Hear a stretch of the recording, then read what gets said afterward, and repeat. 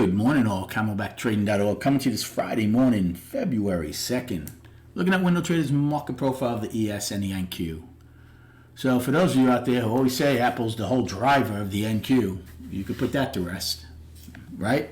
One stock doesn't make a market, although Facebook, Faceplant, Meta, whatever you want to call it, ripping the cover off the ball with earnings, dividend announcement, stock buyback, and they're feeding into the fuel. Right now, we have an all-time high in ES in the overnight. In fact, just recently, we took out the maintenance high. So for argument's sake, if we didn't take that out, and then at 8:30 non-farm payroll derailed this rally, there's no way I would have ignored that. Now, it's a moot point because we have the new high in the overnight, but that's something that I always remind people of. NQ exploding higher, taken back. Remember, now we talk about island tops, island bottoms. You're going to have an island bottom here basically for these 2 days. Remember, we had an inside day yesterday. Go with it and monitor for continuation or lack of. Remember I said I hope it's not going to be on a gap because that takes the steam out of the market? Well, right now, it looks like that's what we're going to get. So the daily was down in NQ, okay? This is only putting it back in balance. As big as this gap is, it is only putting it back in balance, okay? But you're going to leave these 2 days alone by themselves. You have the gap down and now the gap up. So you have a nice little island bottom. We'll see if it's going to hold. Right now, the gap from yesterday's high, which is around 453, is huge. Right now they're trading at 613. It's over 150 points. ES's gap right now is 27 points. Now, a lot can change in the next 5 minutes. We know that. But if it doesn't, these gaps will be very difficult to fill on a day like today. Righty, on the other hand, barely looking to gap higher. Righty's still in balance on the daily. I'm sorry, righty's down on the daily. They have to take out yesterday's high to come back into balance. I'm leaving early today, so there won't be a video or a recap of the week tonight. As far as the game plan for this morning, again, you know me on these gaps, especially of a sizable gap. If it holds, I'll be waiting for more market-generated information. If by some chance this is the overnight high, again, this is uncharted territory for ES and SPY. Okay? Uncharted territory.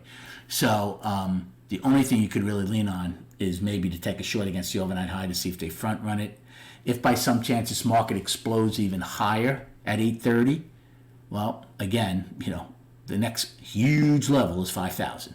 So I'm not saying we're getting there today, but that would be the next big level.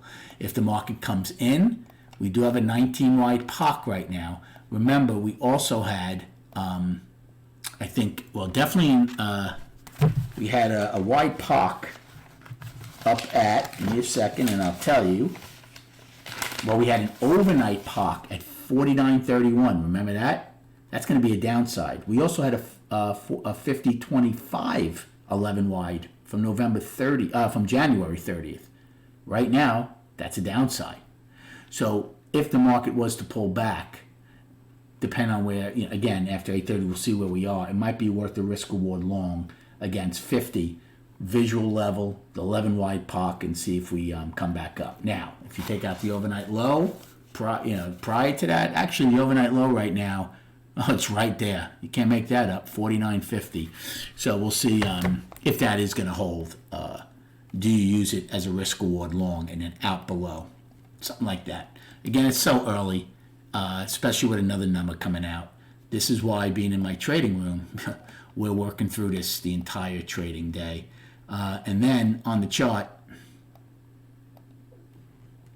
now remember, SPY never took out last week's low. They're one time framing of 4 weeks.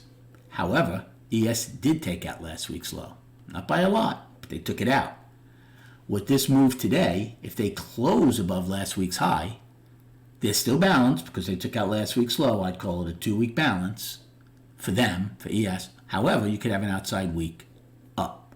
Now, obviously, if by some chance the non-farm payroll derailed this market, they would also have to watch out for an outside week down. But right now, that's not looking like it's going to happen. And on the daily, I had encompassed this as a 9-day balance. I said I'm going to still treat this as an inside day in SPY. ES was officially an inside day. So was NQ. You come out of it, you go and monitor for continuation. However, with a gap of that magnitude, I'm not going to just jump on it. I'm going to look for better risk-reward longs. Good luck trading today. Have a great weekend. Thanks for liking and subscribing to this video channel. And we'll speak prior to the opening on Monday.